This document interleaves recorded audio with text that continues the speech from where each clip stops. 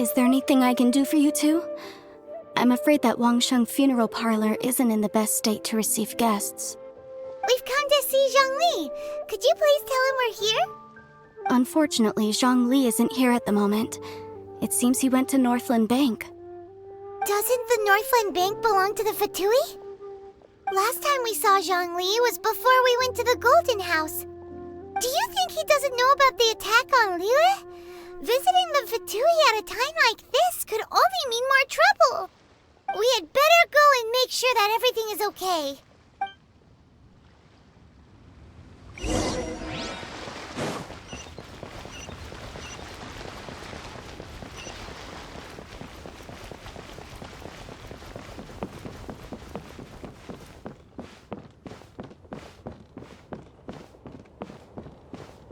What should I put in my letter?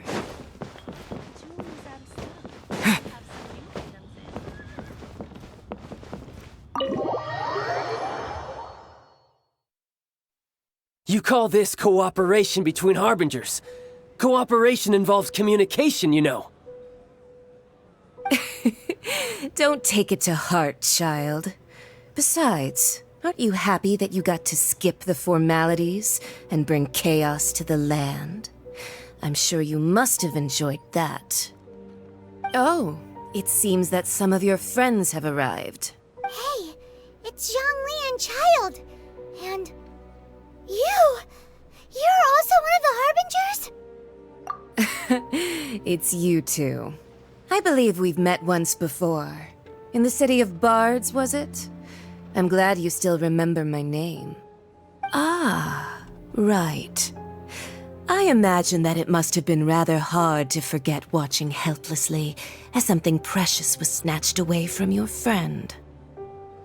Well, if it isn't you two. This is our first time seeing each other since Liyue was nearly wiped off the map. This is certainly a bit awkward, wouldn't you say?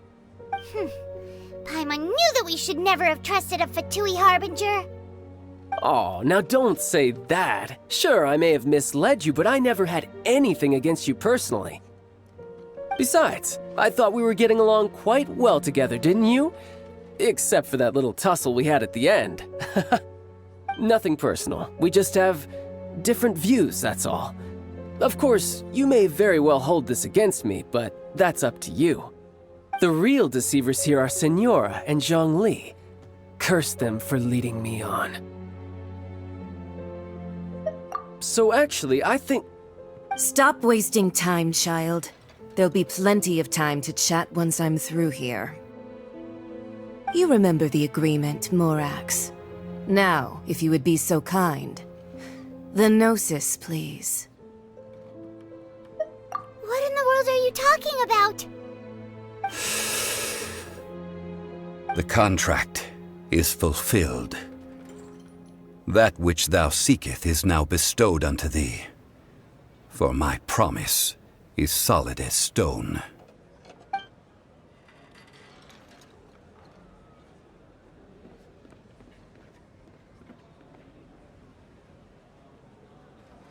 How sanctimonious.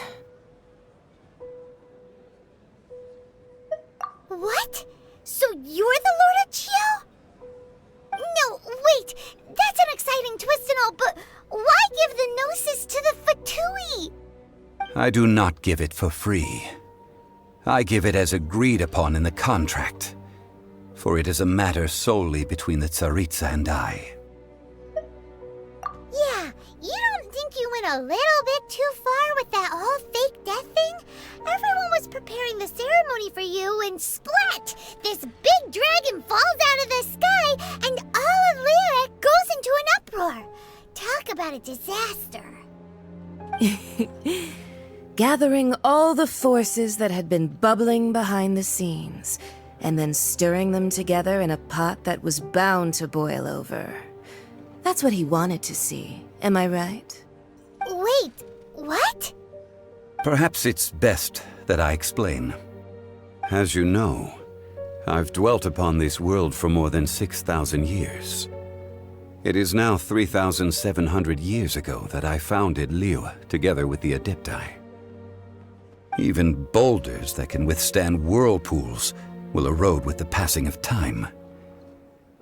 I kept convincing myself that cracks had not begun to form, and that the end of my time had not yet come.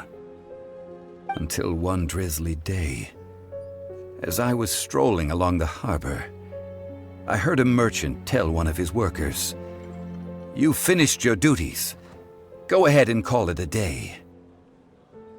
I stood motionless among the crowds, asking myself, have I already finished my duties?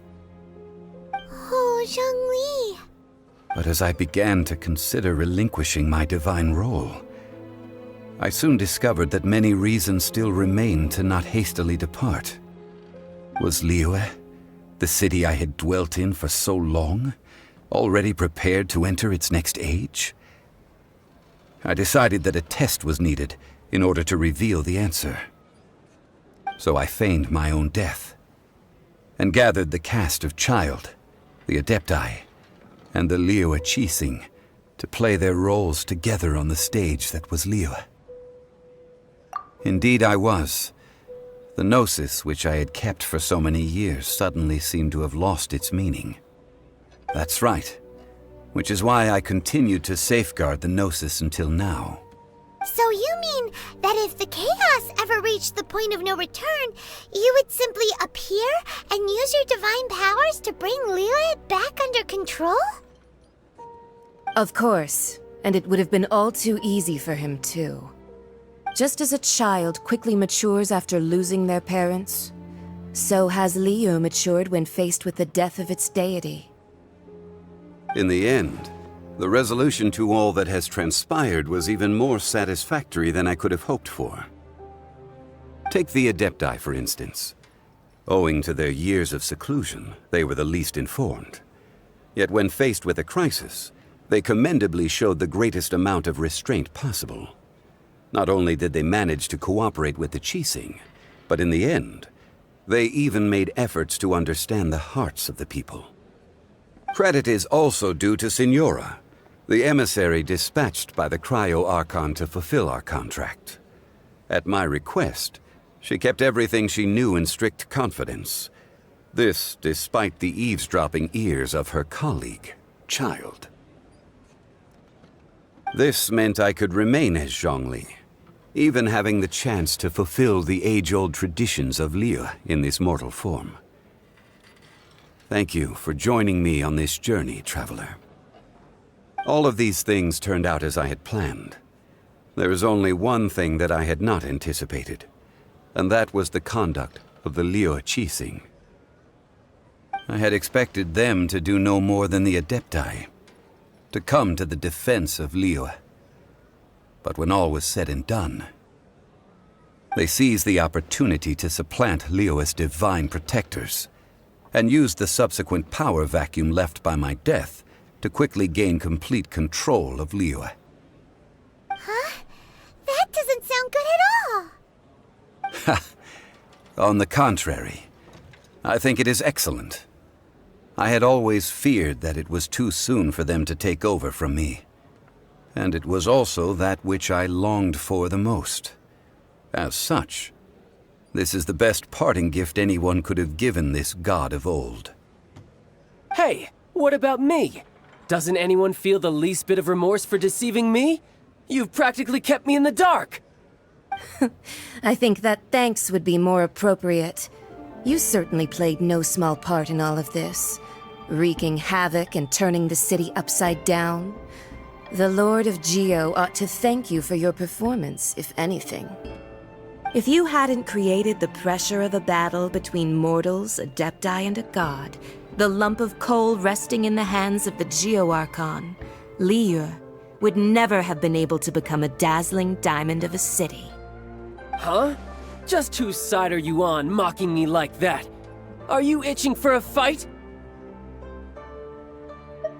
Hey, haven't you learned the Liyue saying, don't always call it as you see it? Well then, with the Gnosis in my possession, I have no use for such idle chatter. We should return to Zapoljarny Palace and seek an audience with Her Majesty, the Tsaritsa. Come, child. Fine. I'll meet you there later. I'm not sharing a boat with the likes of you. Do as you wish.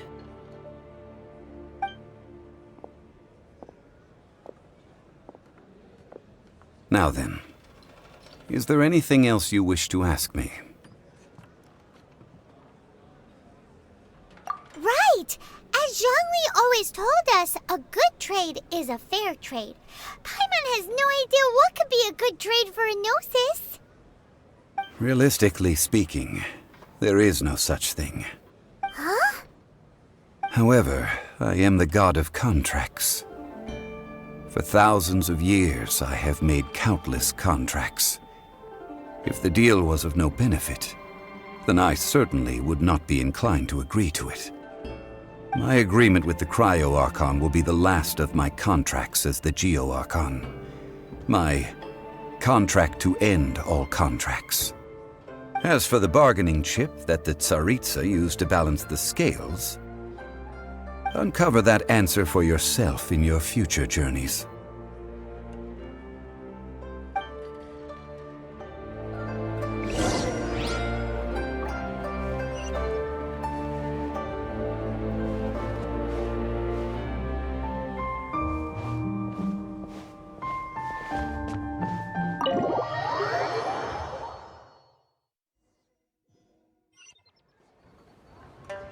Today's the day of the rite of parting. Although the star of the show is fake, we've spent so much time trying to organize it, it would be a real shame not to go there now.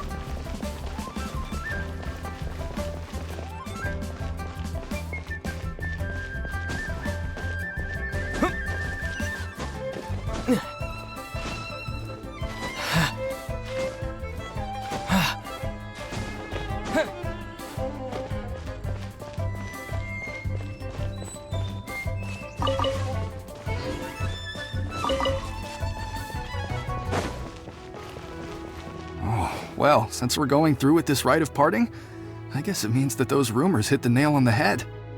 So Rex Lapis is really... But they didn't catch the culprit, did they? Oh, come on. Do you think that the assassin could have been a normal person? You know what I think? I don't think any of the gossip on the streets you hear from those shady types is worth anything. There's only one real possibility in my mind. I've heard that the assassin was that Fatui fellow. Youngish, pretty high in rank. I think they called him Child. The Fatui? They certainly are very suspicious. Shh! Lower your voice. If the Fatui catch you in their sights,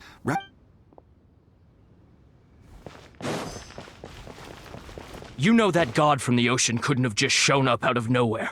I mean, it's been 2,000 years since Rex Lapis Yes, and to think that this happened right on the heels of the incident with Rex... Say, do you think the person who assassinated our lord and released that... Now that you mention it, that's very possible. I mean, it all fits together. That person must have colluded with the evil god to harm Rex Lapis. Oh, that wicked, black-hearted scoundrel. Still, what sort of supernatural prowess must this person possess to be able to do such things? I have never heard of such a person in all... forget it. Guessing's no use to us. Look, the Millilith over there looks like he's about to make an announcement. Let's hear what the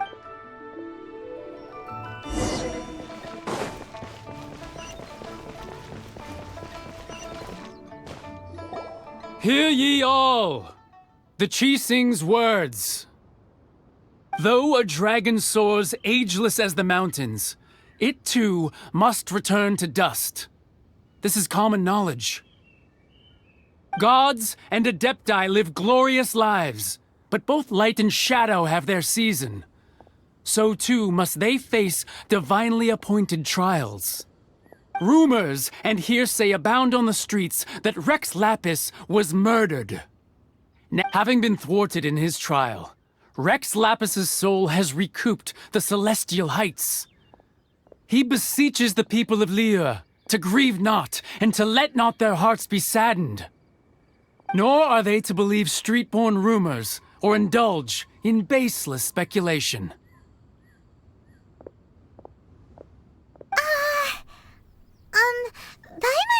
translation on what the Qixing's announcement said. So that's how they're spinning it. Something feels off. Why would they suddenly give up looking for the murderer? Not to mention how this excuse sounds like something they just made up on the spot. Could the Qixing already have known that Rex Lapis wasn't dead? But Zhongli said that neither they nor the Adepti knew anything. Did Zhongli tell them in secret after his gnosis changed hands? Exactly, right? Ooh, seems like the rite of parting has been going on for a while now. Let's go have a look.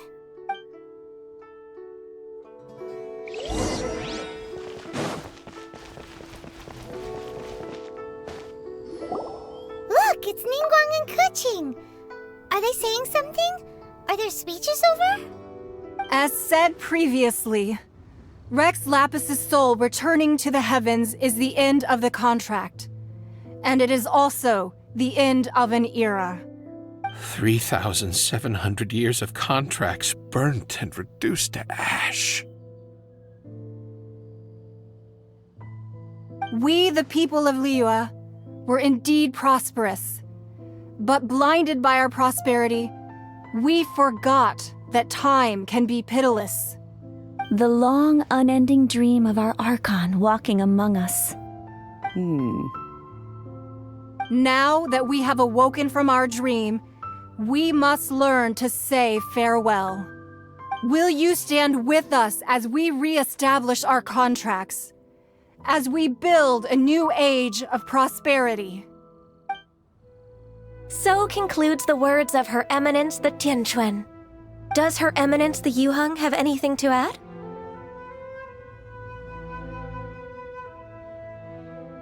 Huh? Is she looking this way? Traveler. Yikes! She really is looking our way! Is that the traveler who they say defeated the ancient god? So young. The Liyue Qixing always repay their debts.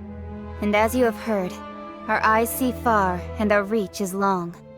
Name your price. You deserve that much. Whoa!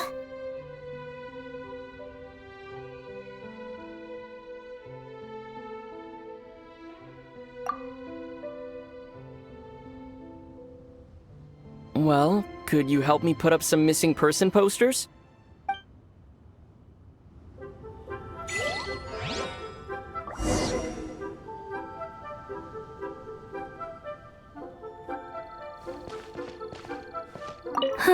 And to think I'd put my best perfume on before coming here, thinking you'd like it. But it seems as if those perfumes really were meant to be offered to Rex Lapis. Well, that's fine. Suffer no rivals in love, they say. And that's 3 gone in 1 stroke.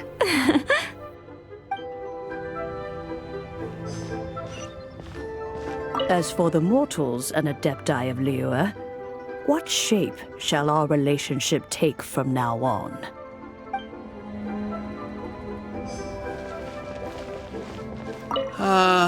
Rex Lapis, Rex Lapis.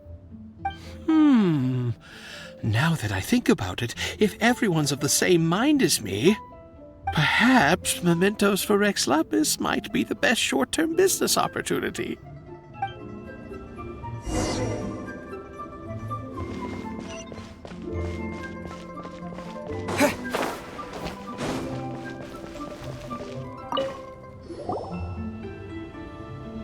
Hey, Zhongli! Look at this. Everyone in Liyue is caught up in their emotions, thinking that they'll never see Rex Lapis again. And here you are looking all relaxed. Why would I not feel more at ease after laying down the burden I have borne for 3,700 years? Right. If the 2 of you can spare the time, I should treat you to a meal at the Xinyue kiosk. Ha! That sounds like big talk, Zhongli. Paimon might have believed you if you were treating us to some 3rd-round knockout, but you'd have to pay out your nose just to stand inside Xinyue kiosk. Are you sure you can afford it? You're right. I do lack the Mora. As the Rex Lapis Morax, I can easily create Mora. But since I have chosen to walk this earth as the mortal Zhongli, I should abide by the same rules that mortals do. When I was journeying with you, though I still had the Gnosis in hand, I knew that I must soon retire from my role as an Archon, so I had to rehearse a little for my new life. Oh, no wonder! Paimon gets it now. You didn't look at the price tags when we were spending because you've never had to. But since you weren't used to not being able to just make more Mora as and when you wanted to, you had to try becoming a parasite to society who lives off of other people's credit. Well, we were only spending Fatui money. You don't have to say it like that. In the City of Commerce, we do not merely exchange money or goods. We also exchange knowledge, memories, and foresight, as well as positions, roles, and lives. The Archon Morax could never experience life as the true mortal Zhongli could, no matter how many times he descended to be with his people. I must thank you for that. I will treasure the memories that I made as Zhongli, traveling the streets of Liyue with you. That is true. But there is no journey that does not end. No meetings without partings. Paimon thinks that we should make a move and continue our search for the Seven. I fear that continuing your journey may be difficult. The nation that neighbors Liyue by sea, Inazuma, is presently closed. The Electro-Archon Ball. And just as the people of Liyue preferred to call me Rex Lapis, she too goes by another name among locals in Inazuma. Paimon thinks we've heard that one before. Raiden? That is the case. And since Raiden is also the Shogun of Inazuma, people call her the Raiden Shogun. That said, though people at the wharf were saying that the situation in Inazuma is very tense, Paimon doesn't remember that always being the case. It wasn't that bad last year. Zhongli, since you're Rex Lapis, shouldn't you know something about what's happening there? Just how did Inazuma become a closed nation? It's because of visions. Visions? When faced with circumstances beyond their control, humans often bemoan their lack of power. But if a person shows true strength of will at a desperate and fateful moment in their life, the gods will look upon them with favor. This is what visions are. Magical foci bestowed upon those who have been acknowledged by the gods. That's how people in Teyvat see it. But starting from last year, the Raiden Shogun began promulgating the Vision Hunt Decree. Vision Hunt Decree? Yes. It was an order to seize all visions within Inazuma's borders, and to inlay them upon the hands of the statue of the omnipresent god. They want to seize visions. But why? Aren't visions blessings from the gods? I should think that in the Raiden Shogun's eyes, it is precisely because they are divine blessings that they should be under the sole dominion of divinity. Whoa, that's harsh. The Animo Archon is the god of freedom, and the Geo Archon is the god of contracts. For her part, the Raiden Shogun is the god of eternity. It seems as though she has finally decided to eliminate any unstable elements that could pose a threat to her eternal realm. The fact that even I, the oldest of the seven, have now passed away, will only strengthen her resolve to pursue eternity. Knowing her, she must have again quoted that adage she is most fond of when proclaiming that decree to her people. 7 ideals for 7 gods, and of these, Eternity is nearest unto the heavenly principles. All right then. Was there anything else you wish to know?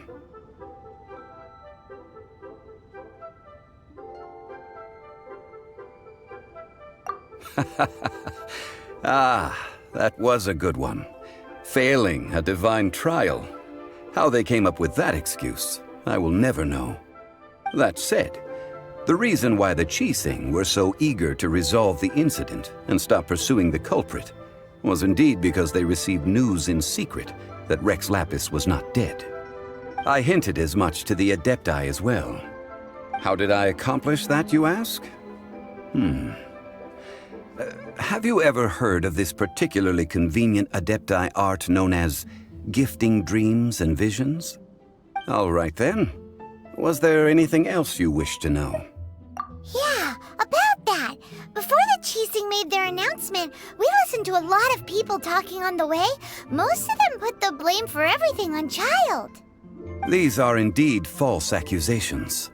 But it remains undeniably true that Child did send people to the Jade Chamber to prevent the Adepti and the Qixing from defeating the ancient god. I've heard that Ningguang is busy milking that for all it's worth on the foreign relations front at the moment, browbeating the envoys of the Fatui. Ha! Those poor Snezhnayan diplomats. If it were not for Child's exalted position as a harbinger, I'm certain that they would have shifted all the blame to him and called for his dismissal by now. All right then. Was there anything else you wish? The time of the Adepti has long passed. If even the Liyue Qixing don't want to face that truth, then what future is there for Liyue? Kuching is absolutely right in saying this.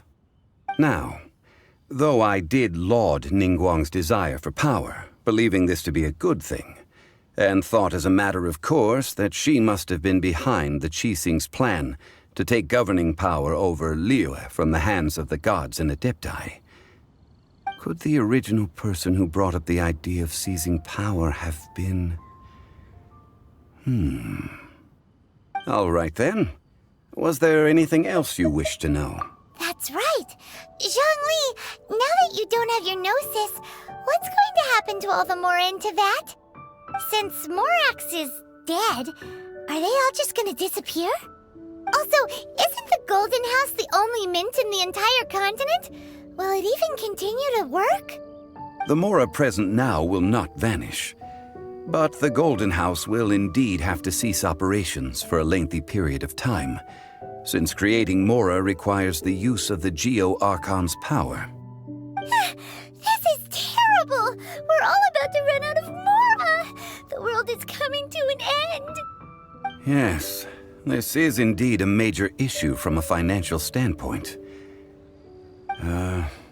Well, I suppose we'll just leave such troublesome matters to the Liyue Qixing to debate.